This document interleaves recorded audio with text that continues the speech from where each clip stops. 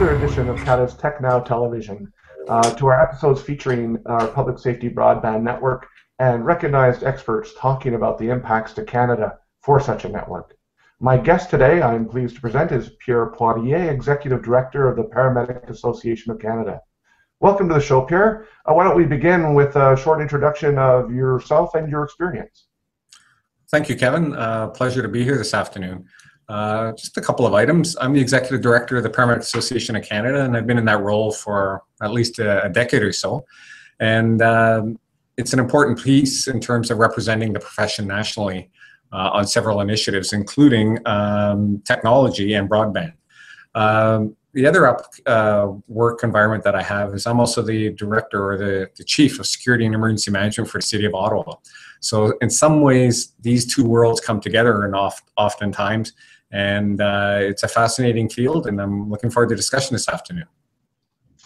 The same here, and I'm very pleased to have you joining us today because, as you know, in terms of context for the discussion of the Public Safety Broadband Network, exploring the issues of including medical community and paramedics in particular in the use of this network is a key concern and one of the issues that is being discussed quite loudly among certain stakeholders. You, of course, one of them.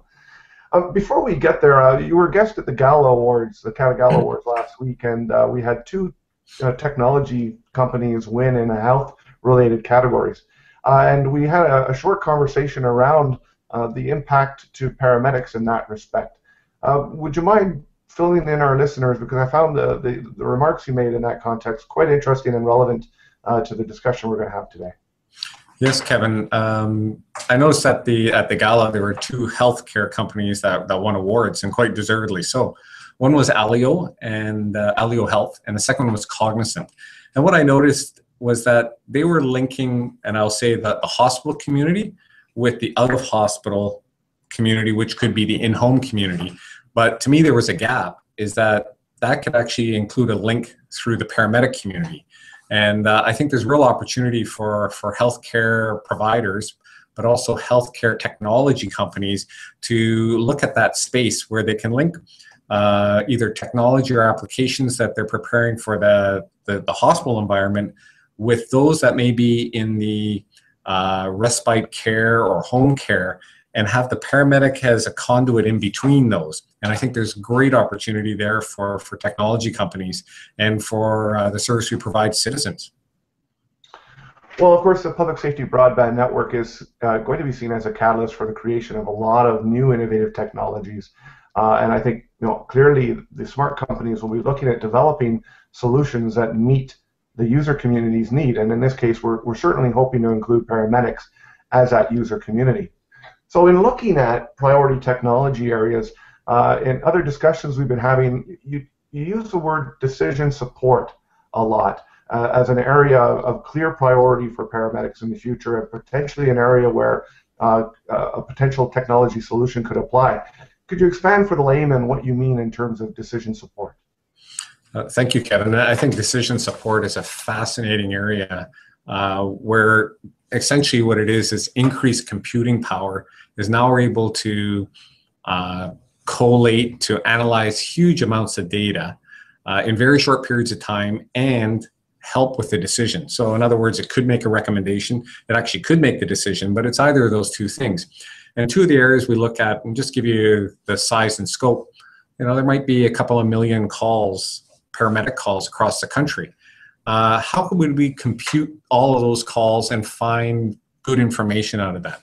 And so paramedic service, say here in the City of Ottawa, is doing 120,000 calls. How would it be best that we could deploy our resources to be able to use predictive analyses to be able to best situate our resources? So there's an area called deployment optimization. That's one area that's fascinating. And the second area would be with respect to the 911 call. Years ago, they created we'll call it an algorithm, but it was a simple card index by which you would queue or ask the caller specific questions. So that would help give you a priority of how you'd respond to that call. And over the last 20 years, they've increased the sophistication of this by putting it on a computer, but they really haven't change the way we've done it in terms of decision support. So we're not actually analyzing what the individual is saying in terms of looking at it from a predictive component. And what I mean by that is, where do they live? Has this caller ever called before? What else is going on in the area? And all of those things, those variables could be inputted into a decision support tool that could really benefit not only the patient, but also what I'd say in terms of scarce resources right now, the use of the resources we have in terms of the paramedic service and their available resources. So help me tie this into the Public Safety Broadband Network. We started the conversation talking a bit about perhaps missing the link of including paramedics and technologies that focus on patient and medical care. We've talked about decision support and mass data analysis and an ability through linking this information and database and people to create a more effective environment for you. How else, or how does this all come together under the auspices of a public safety broadband network for Canada and the inclusion of the paramedic community in that? Oh, great. Thanks, Kevin. I think this is kind of an area of great opportunity. What's happened is that in the hospital environment, and we've seen that a lot of equipment or tools that are used for analysis have been able to be miniaturized. And by doing that, they've actually been able to take like a large ultrasound machine and pretty well make it portable. So we can say that one is this link of healthcare as you make things smaller and more portable, that you can take them to the patient as opposed to bringing the patient. Second piece is when you take a look at blood work analysis done in the hospital, has a huge lab.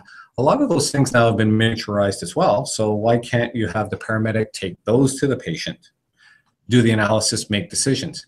And then the beauty of where this all could come together would be making use of broadband, where it isn't just about pushing information from, say, the patient side to the hospital and getting somebody to help you with a decision or sharing some video, but it could be much broader than that, where the paramedic at the patient side is able to access a medical record in a hospital and actually, through miniaturization, be able to capture the usefulness of these tools in terms of blood work, Doppler analysis, and be able to make use of those tools and share the information two ways. So it isn't just about going to the patient and then trying to extract information and sending it away. It could be about going to the patient, extracting information from other sources and bringing it back to the patient in that care.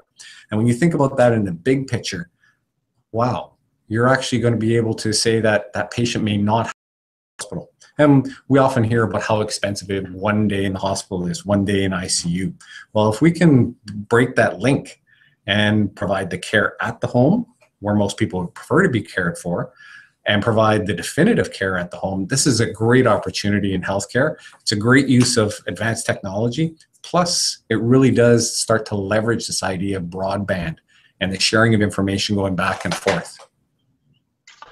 Well, that's really a fascinating insight, Pierre. In the short time that we've shared together, we've talked about the need for collaboration, the need for inclusion. Technology can be a catalyst and innovator. And I think for those who are listening today, I think some clear directions on how we can be moving forward more clearly together.